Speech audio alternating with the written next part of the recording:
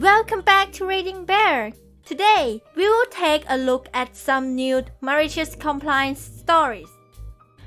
And if you enjoyed my content, please don't forget to subscribe to my channel and post some bear emojis in the comments. Let's go! First one is titled, "Want me to get light-duty paperwork?" Yes sir, no problem. I am currently 31 weeks pregnant and I work as a water filtration operator. Every 4 weeks, me and the other operators rotate onto the maintenance shift where we work under this particular supervisor. We'll call him Randy. Randy likes to think he has more control than he has, and honestly, the plant supervisor just lets him think that. About a month or so ago, I was working with him and he told me to pick up a 45 pounds empty nitrogen cylinder. I politely reminded him that I was pregnant and shouldn't be doing that, to which he responded, since I didn't have light-duty paperwork, it shouldn't be a problem. I sucked it up and lifted the cylinder and carried it to the destination, but received a pulled muscle in the process. The next day, I informed the plant supervisor and a work injury report was filed. When my statement was taken, the verbiage I used that was corroborated with another coworker that was present caused Randy to get in trouble because he knew I was pregnant and essentially caused the injury to happen.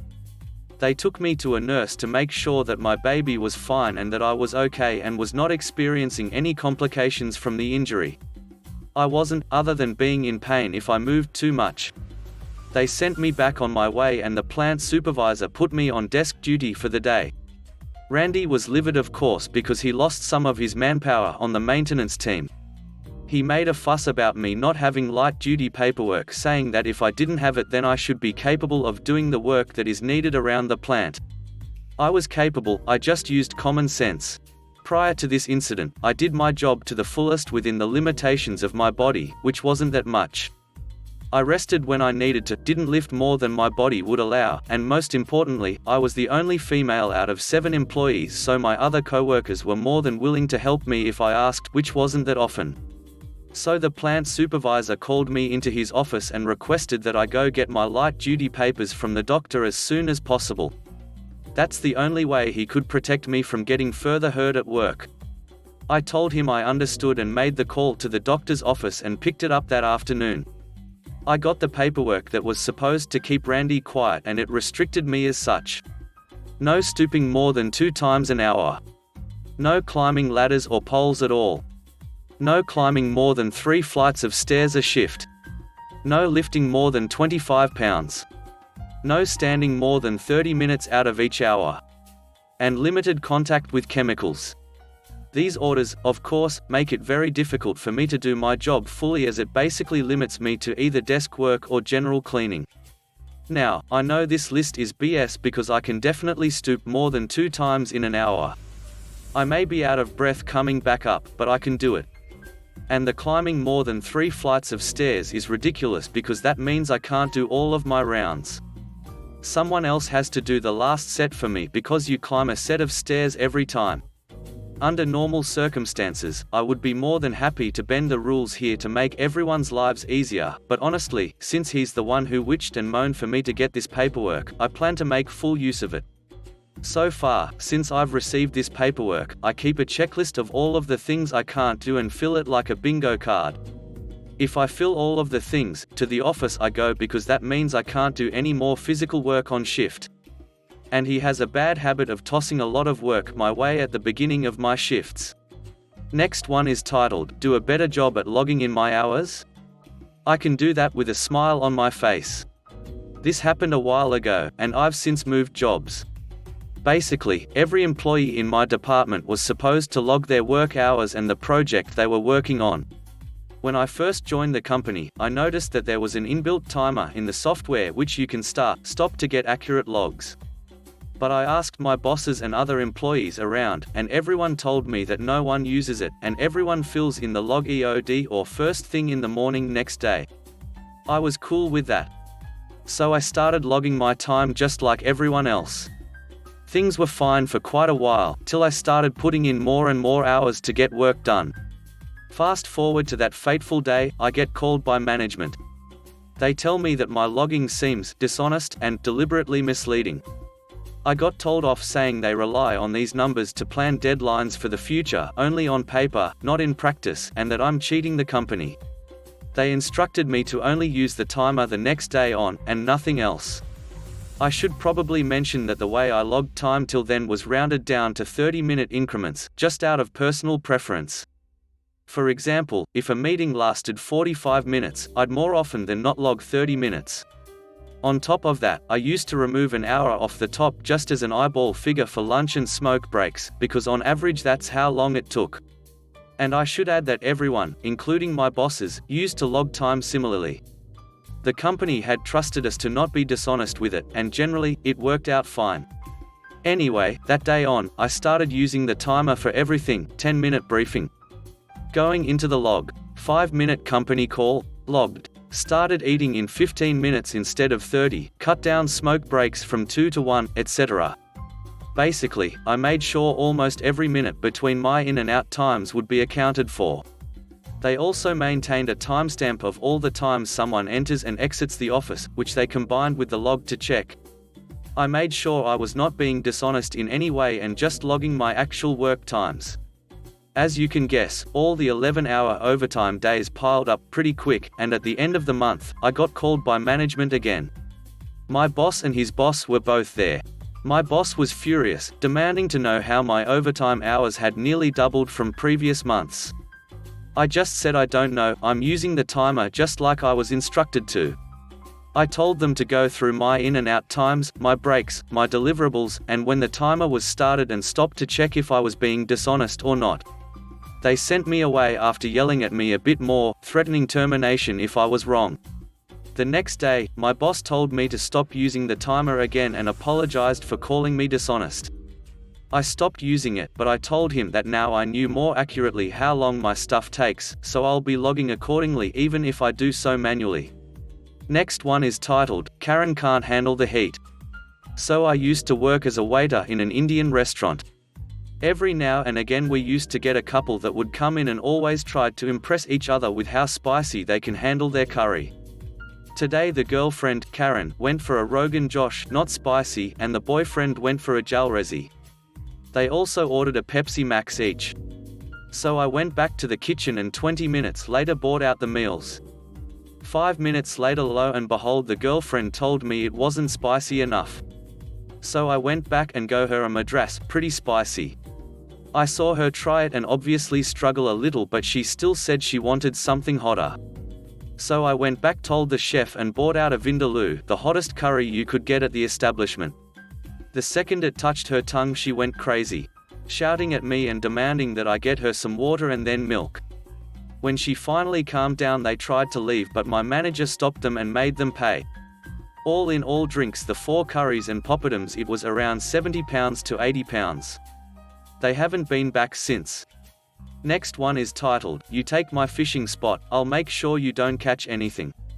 So back in high school I was in what you might call a problem class. Just about everyone was rowdy, rude, and didn't listen to the teachers. I, on the other hand, was an introvert who liked to keep to himself, but that didn't exempt me from the collective punishment our class frequently got, so I tended to resent not only the class that got me in trouble for doing nothing, but the teachers who enacted it as well.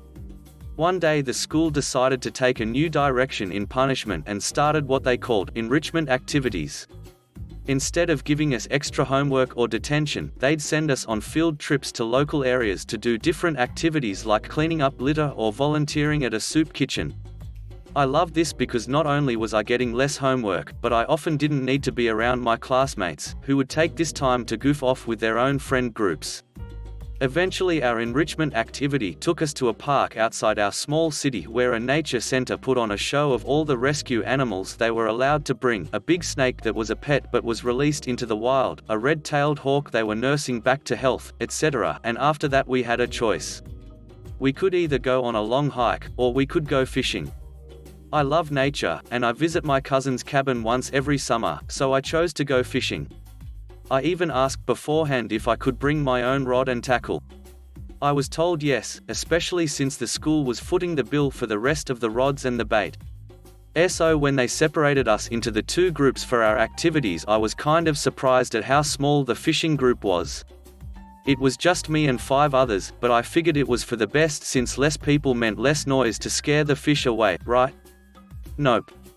As soon as I noticed who else signed up for fishing, I realized that it was a group of the loudest, most rambunctious group of teenage boys in the school, who thought they'd be the only ones to sign up so they could just hang out. But unfortunately I did sign up and actually wanted to fish, so they were stuck fishing. And they let me know. As soon as my hook hit the water, they were loudly complaining about how boring this was and trying to get the chaperones to let them go somewhere else. But to no avail. Eventually I got sick of them and told a chaperone I was going further down the lake to try and find a better spot, but really I was just trying to get away from the noise. Once I found a nice spot, I pulled out my best lure and spent some time fishing, and fairly quickly caught something. I reeled it in and I had caught a pretty nice sized smallmouth bass. I ran back to the group to show everyone, mostly because the chaperones always insisted on getting pictures of these events, and the boys went from complete disinterest to excitement very quickly. Now that they saw someone could actually catch something, they wanted to catch something too. I felt a fair amount of pride, for about 5 seconds. As soon as I released the bait and went back to my spot, the whole group followed me, staying as loud as they were before. I tried to tell them that they'd scare off the fish, but they didn't listen. So I tried to go to a new spot and they followed me there too. At this point I just wanted to fish in peace. I asked a chaperone to get them to stop following me, but she chastised for getting them interested, then not teaching them how to fish better. Eventually I got sick of them and hatched an idea. I swapped out my lure for a regular hook and marched over to a spot with a lot of reeds and lily pads. I told everyone that fish like to hide in the reeds from predators, true, and that the best way to catch fish during the daytime is to try and get their hooks in the middle of the reeds, not true, and they believed me. Pretty soon they were getting frustrated as their hooks got caught on reeds. One guy cast his line so far it got caught on a branch, another pulled so hard trying to get his line out of the reeds that he broke the crappy rod the school bought, and eventually they all gave up and went back to the first spot to hang out again, and I got to spend the rest of the trip fishing in peace. Next one is titled, Wife in Back Passenger Seat Did Not Need Help Opening a Car Door with Child Lock On. We have 2 children. Both sits at the back passenger seats in their own child safety seat for safety reasons. We also put the child lock on for both passenger doors. For some reason, we had to wash one of the child's seats. So the wife had to sit at the back passenger seat with one of our children on her lap. Opened the car door for her and her handbag dropped out. Got an annoyed tone from her telling me let me open the car door myself. In my mind I was like, fine if you can. So the next time, a few hours later when we reach home, I confirmed with her, you will open the car door yourself, right? She said yes she will. So I got off the driver's seat and walked off. A few seconds later I walked back to the car and told her, don't you remember the back seats have the child lock on? Next one is titled, Made It More Trouble Than It Was Worth. This happened when I was a senior in high school. Our cafeteria was a large space in the middle of the school. The food was kept warm in portable heat carts, and there was a velvet rope to separate the lunch line from the seating area. One day, I went through the line, got my lunch, and paid the cashier just like everyone else. I walked along the rope to find a seat and saw one of my friends in the line, so I stopped to say hi before sitting down. 2 minutes later, the cashier walks up to me and says, I saw you skipped the cash counter. I was confused. What? You skipped paying for your lunch. You owe $5.75. No, I paid you. Don't you remember? I handed you $6 and you gave me a quarter in change. She shook her head. No, all I know is that I looked up and saw you on the other side of the rope. I never saw you come up to the cash counter and pay for your lunch. Everyone at my table just looked at her. After arguing with her fruitlessly for a few minutes, I said, well, what did you want me to do? I gave you my lunch money, so I don't have any left. Are you going to take my lunch back? Yep, she said, and picked up my tray. They couldn't serve it to anyone else, so she chucked it. An entire meal wasted because some old witch was on a power trip. Next day, every single person who was at my table had told all their friend to put for their lunches in pennies and demand a receipt. The line got so backed up that the vice principal came out. He tried to put a stop to it, but everyone rebutted that pennies are legal currency, and for some of us, it was our only way to pay for lunch that day. He couldn't deny us food because all we had was change. Lady got so stressed by it that she quit a week later. Next one is titled, My HS tried to punish me for filing a First Amendment lawsuit against them. I used it to get into my dream college. In 2008 I was involved in a federal lawsuit when my rural Texas high school tried to suspend me for wearing a shirt supporting then Democratic hopeful John Edwards. Hindsight is 2020. They said it was a violation of the dress code, which was only ever selectively enforced.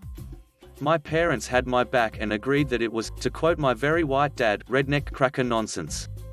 I'll never forget during the initial meeting when my principal called in a school board member. He said that if I got suspended I would probably get kicked off the football team, and that could hurt me getting into college. It didn't matter, I was a miserable player and a smart kid, so it wasn't gonna be what took me to college. But the slimy fake concern as he tried to leverage my future against my speech is something I'll never forget. Anyway, as the case goes on, the squeeze gets tighter. First they have the football coaches try to get me to drop it, having the football coaches talk about how my selfishness means that they can't wear Fellowship of Christian Athletes shirts anymore, trying to embarrass me in front of the team. I'm a fat kid who openly plays Magic the Gathering in high school, hit me with your best shot, I have no shame. Next they host a meeting with all the teachers telling them I'm a problem and that they need to keep an eye on me in case I slip up. I found this out years after the fact when I bumped into my English teacher at a friend's wedding. Finally, they just start pulling in students from my classes to get them to say bad stuff about me. I was a class clown, so this turns into every single dirty joke, rude comment, or loud fart I ever made getting reported to school administration. Which then leads to this awful little toady vice principal calling me and my parents in and reading them back in front of my mother. That one stung. My parents still knew it was BS, but who wants their locker room jokes aired in front of their mum? They used this as pretext to expel me for 6 weeks, citing inappropriate sexual conduct. They shoved me into the disciplinary alternative education program, and I am ducking steaming. The program is basically where there are warehouse kids with emotional problems they can't handle. You just sit in a room in a refurbished insane asylum and can't do anything but read or use the computer for monitored educational purposes. You also get booted from extracurricular while you're in there. I know at this point they want me to make a scene so they can punish me further, so I do the exact opposite. I channel all my rage and new free time into my schoolwork, doing homework I would usually ignore because I knew I could face the test. Now I'm doing both and my GPA is climbing. I start looking into scholarships and find a bunch that are really interested in political activism, and guess who now knows a little bit about that? I apply and rip my school a new a-hole in every one. Then, I work with my dad and we find an attorney who will take our case pro bono, which means while the school bleeds fees it doesn't cost us anything to keep it in court. I spent those weeks like a monk, motivated entirely by spite, doing everything I could to make their BS work for me. I got out, got back on all my teams, and ended up applying for a prestigious honors program at my dream school. Not only did I get in, but I got way more financial support than I thought I would. Eventually we lost the case, but the school had to abolish the dress code anyway because they couldn't afford to get sued over it again. I don't like the idea that a school lost money, but man, they made the choice. They could have backed down whenever. Now I've graduated law school, am taking the bar in 2 weeks, and already have a job investigating government corruption. I'm getting paid to be a pain in the butt of petty authority, and it's pretty sweet. Edit: to the many people who have expressed concerns about my docs, it would be more or less impossible for me to talk about this story without doxing myself. I have no other social media, and I'm completely comfortable being linked to this story. Therefore, I am largely unconcerned with the information being out there. I'd rather share the story than live in fear of some truly motivated maniac committed to targeting me. Last one is titled, Tell Cersei. I want her to know it was me. When I started college, the foreign language requirement at my school was waived if you tested beyond level 3. The test was multiple choices and you were allowed to take it once in the language you choose, but you could do it at any time during your enrollment. This was made clear to me and the other folks my major during our freshman orientation. 4 years later, I took the test for Spanish. It placed me in level 4 and told me I was eligible to apply to the waiver with the corresponding department. So I did. 2 weeks later, I got a strange email. It was from the Romantic Languages department, and it told me that the rules have changed and I needed to go on campus to take a written and oral portion of the exam. This was news to me, but given I spoke Spanish well, I went for it. I had a 15-minute conversation with a blonde lady who had neither pen and paper, and wrote an essay about environmental conservation. 4 other people took the exam as well. One of them was a Mexican-American girl who apparently tested into level 6 but got called in anyway. I didn't think much about this until a week into the last semester, I received an email saying I didn't pass and had to take a class in Spanish if I wanted to graduate in the following fall. This upset me, since I was scheduled to graduate that spring and start grad school in the fall. I go down to the department and ask to see my test. The guy refuses. I ask to see my oral exam grade. He refuses again. I leave, wondering how I'm supposed to tell my grad school. Just then I see the same Mexican-American girl running up the stairs. I asked her if she got her test back. She said she was going to see now because they told her she didn't pass. At that point, I realized something stupid was going on, so I went with her and watched the same thing happen to her. After she came out, I went back in and asked for a printout of my multiple-choice exam, which I know had a score. I told them it was so I could email it to my grad school and explain that I need to start half a year later. He didn't seem to believe me, but I told him I was either going to get the printout from him or ask the college's administration to call my law school. His expression immediately changed to alarm. Grudgingly, he printed out a copy and told me while waving the paper in my face that I was to send this directly to the law school and not to bother the college administration. He made me promise not to give this to anyone except the law school. I did. On my way out, I Xeroxed this and made an appointment with the dean's office. Apparently they didn't even know the Romantic Languages department had changed its waiver requirement, though the lady I spoke with wasn't surprised given that department was having financial problems. According to her, the idea for the change had been floated the previous year as a way for the department to gain funds but was ultimately never ruled on. Either way, she waived my foreign language requirement. 2 weeks later, I get an angry call from the Romantic Language department. Same guy, something about him specifically instructing me not to give this to the administration. I told him I didn't, said I still had this, and was willing to show him if he didn't believe me. I asked him why he called me. He wouldn't answer, gave a half-assed apology, and hung up. A few days later, a college-wide email went out stating that changes to the foreign language requirement would not apply to any of the thousands of upperclassmen. Thanks for listening.